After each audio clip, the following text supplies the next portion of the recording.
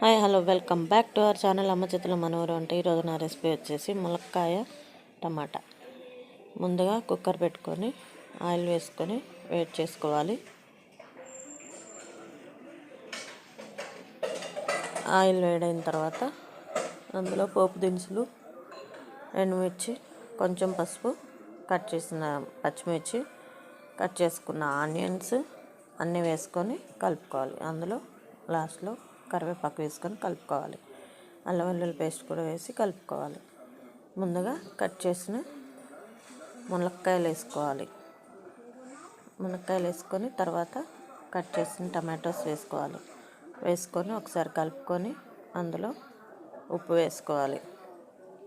ఉప్పు వేసుకున్నాక ఒక స్పూను రుచికి సరిపడినంత కారం వేసుకొని తర్వాత గరం మసాలా వేసుకొని మిక్స్ చేసి కుక్కరు 2 విజిల్స్ రాగానే బంద్ చేయాలి.